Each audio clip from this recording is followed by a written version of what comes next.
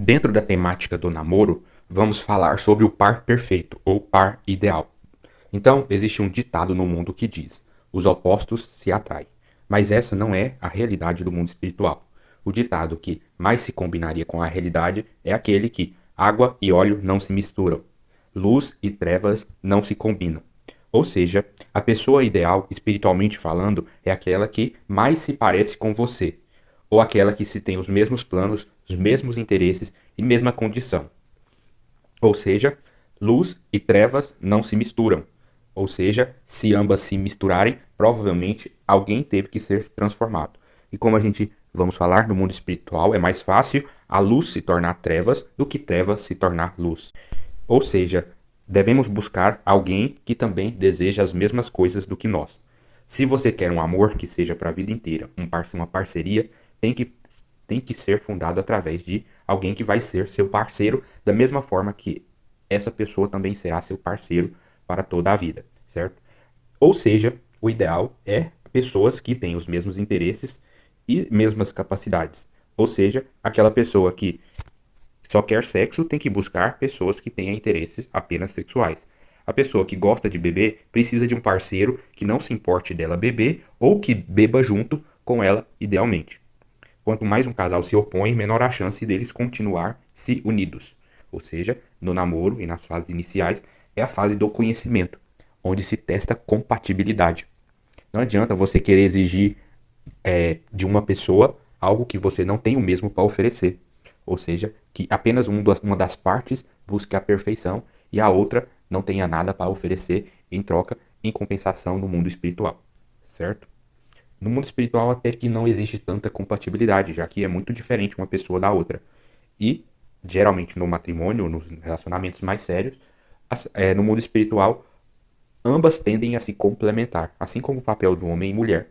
Mesmo sendo coisas totalmente diferentes ou fazendo ofícios diferentes, quando se junta em contexto de família, a tendência é que ambos se completem. Mas no início de namoro e para formação de casais, o ideal é a combinação dos fatores, do propósito, dos ideais. Casais cristãos precisam buscar pessoas cristãs.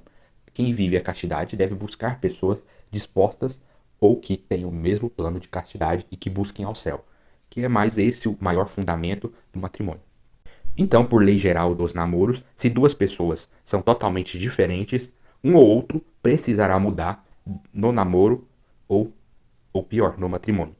Coisa que é praticamente impossível de acontecer. Então, o lado bom do namoro em Cristo é que nenhum nem outro se preocupa mais com sua própria vontade. Já o que nós temos no mundo são apenas namoros egoístas, onde cada um busca o seu próprio interesse. A partir do momento que o interesse de um e de outro muda, eles terminam para focar em sua vida própria.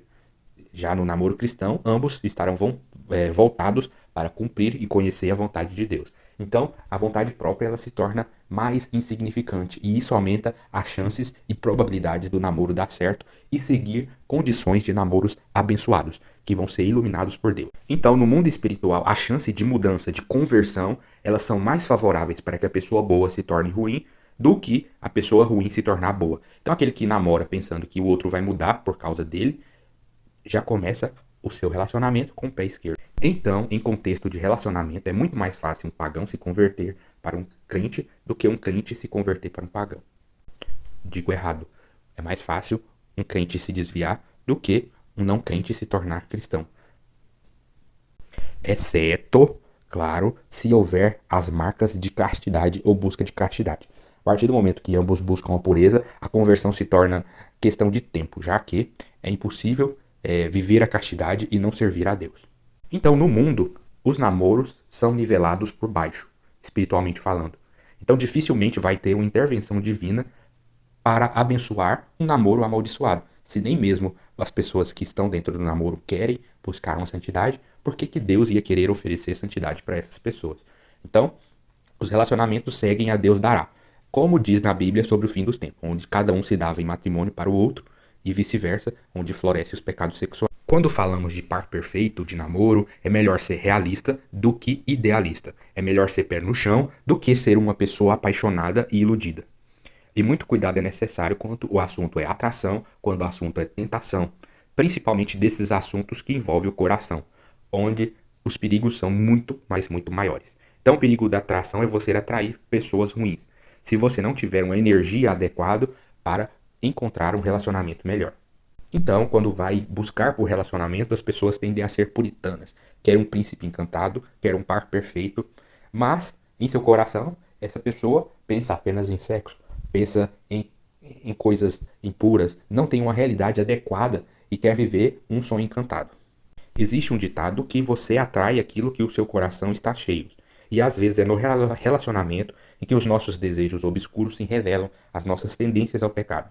E, e mostra o quanto somos desviados. É preciso de uma outra pessoa para servir como um espelho para algo que você não enxerga em sua própria alma. Então, esse puritanismo, esse falso moralismo se revela através dos relacionamentos. Ou a realidade que ninguém é compatível com aquela pessoa, ou aquela realidade que essa pessoa é muito exigente, mas não tem nada a oferecer, ou que existe algo de errado ainda no interior que não deixa aquela pessoa ser capaz de encontrar uma pessoa adequada. E é por isso que muitas pessoas têm sempre o dedo podre na hora de escolher, pois não buscam as coisas certas, estão sempre andando em círculos, assim como qualquer coisa dentro da vida espiritual.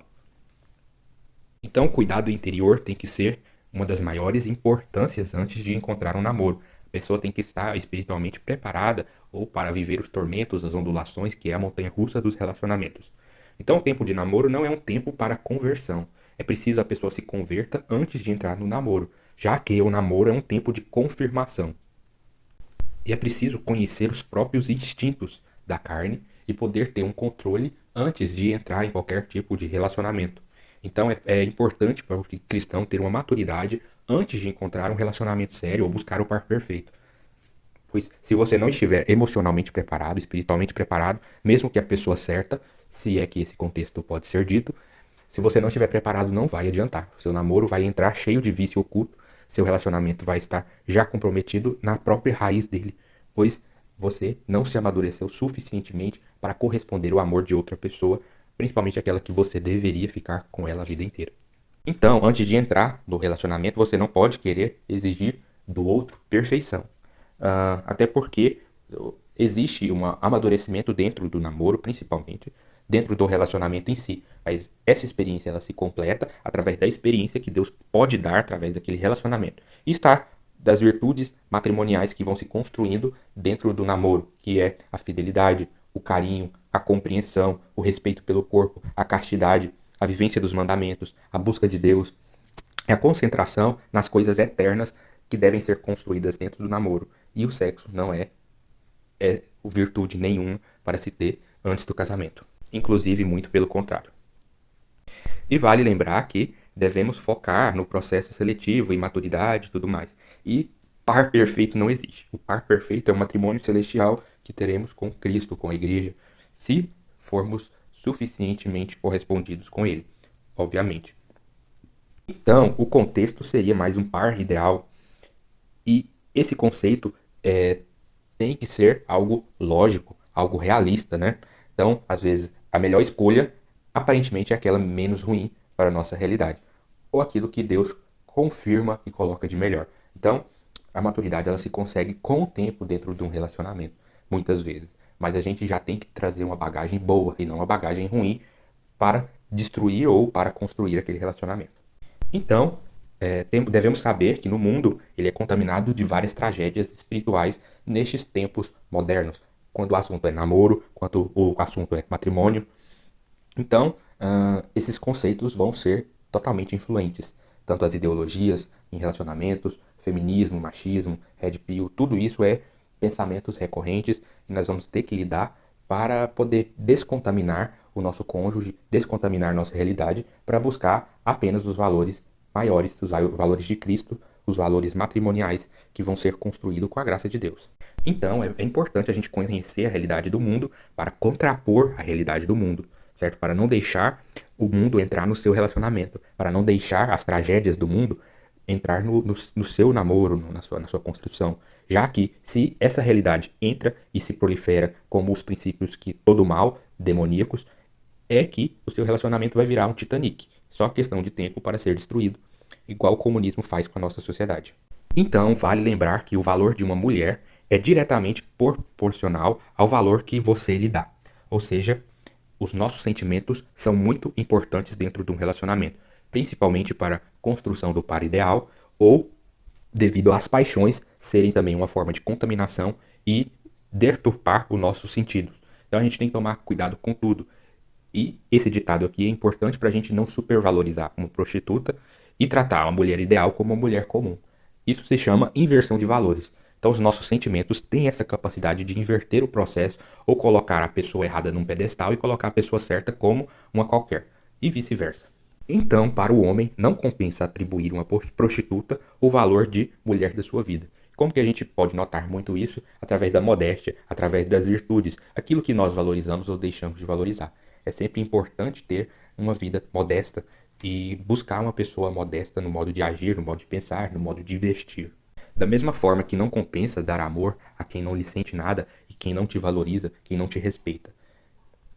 Então Deus vai olhar o coração e saber quem e o que você realmente valoriza. Se você valoriza aquela pessoa, por qual motivo que você gosta dela, ou o que você vê de interesse por ela, o que você realmente valoriza, o que você demonstra. E ele também vai olhar a proporção dos seus valores próprios. Se você é uma pessoa que já tem uma bagagem espiritual concretizada para ver o que você realmente merece. Então é como uma balança. Se Deus compensa interferir ou não no relacionamento, se existe possibilidade dele entrar e se ter sucesso na construção de um amor ou de algo verdadeiro naquele casal ou na vida daquela pessoa. Então isso aqui pesa também na nossa própria balança para a gente configurar e não deixar essa balança com uma tara ruim, com um peso ruim antes de entrar no relacionamento. É importante a gente estar bem balanceado para conseguir construir um relacionamento a longo prazo. Pois se um barco está mais pesado para um lado do que para o outro, obviamente ele vai afundar. Então, os valores devem ser bem construídos na hora de ter uma parceria ou buscar uma pessoa. Por isso, eu, como homem casado, sei que não existe nenhuma mulher que poderia substituir a minha, pelo valor que foi construído no nosso relacionamento, pelo valor que se tem dentro do matrimônio e pela importância da minha mulher em minha vida. E eu sei que lá no mundo não existe mulheres como a minha, ou por mais que existam mulheres com algumas características parecidas, não pode haver uma substituição, tanto em valores como em moral. Nenhuma mulher faria o papel que a minha esposa consegue cumprir em minha vida, mesmo se eu tivesse casado com outra anteriormente. Por isso a dignidade grande se tem no namoro concentrado nos propósitos matrimoniais em Cristo, certo? Então esse valor ele é crescente no mundo espiritual. Aquele que quer construir um caminho de salvação para chegar aos céus não vai conseguir construir uma casa do dia para a noite. É preciso colocar tijolinho por tijolinho. Já aqueles que constroem a sua casa em terreno ruim, na terra, na areia, qualquer coisa que ele tente construir vai se desmoronar porque não tem nenhum propósito, não tem nenhuma firmeza no mundo espiritual. E outra coisa para falar de par perfeito é sobre a beleza física. Então, nós, homens principalmente, supervalorizamos a aparência e o corpo da mulher. Então, primeiro porque o homem é um ser visual. Então, ele é atraído pelas características físicas. E também pelo hábito, logo, pelo hábito dos homens, por sua característica instintiva, ele olha a beleza das rosas, por isso ele acaba negligenciando os espinhos. Então, o homem que se encanta pela beleza ou se deixa levar pela beleza, apenas só nessa estratégia ou nesse comportamento ele já se induz ao erro, se induz ao pecado. E aquele ditado que as rosas mais belas também concentram os maiores e perigosos espinhos. Então, do que adianta ter a mão com a flor mais encantadora, e não poder segurar ela por mais de 2 minutos sem se machucar, sem se arrepender posteriormente, sem sangrar? Então, a moral da história é que, antes de olhar a beleza da flor, o homem deve se concentrar em seus espinhos, fazer um cálculo de custo e benefício, ver se vale a pena lutar por aquela rosa ou pegar naquela rosa, sabendo que ele vai se ferir, se ele pode ou não suportar aquela dor. Então, o grande moral é melhor medir a flor pelos espinhos do que pela sua beleza ou pela sua aparência. Pior do que tolerar os espinhos é não ter conhecido os mesmos antes de pegar. Então, se você pode evitar um mal, por que se colocar em risco sem antes conhecê-lo? Da mesma forma, é o casamento mal construído. A pessoa não vai ter condição de suportar a dor que aquela pessoa lhe trará, não vai conhecer os defeitos antes de casar. Então, antes de aceitar a beleza ou os caprichos de uma mulher, o homem tem que ser capaz de suportar a retaliação dos seus defeitos, dos seus espinhos. E se os espinhos não convém também a flor. Então, independente da beleza ou de alguma outra característica, a paixão não deve mover o homem. O homem tem que ser movido pela análise do mundo espiritual e da realidade das coisas através dos princípios ordenados por Deus. Então, se o homem não tem bons princípios, ele vai fazer cagada em toda a sua vida e vai se comprometer até mesmo sua salvação ou a construção da sua família ideal ou da sua vocação, se não se dedicar às coisas certas, aos valores corretos e aquilo que Deus tem de construir na vida dele.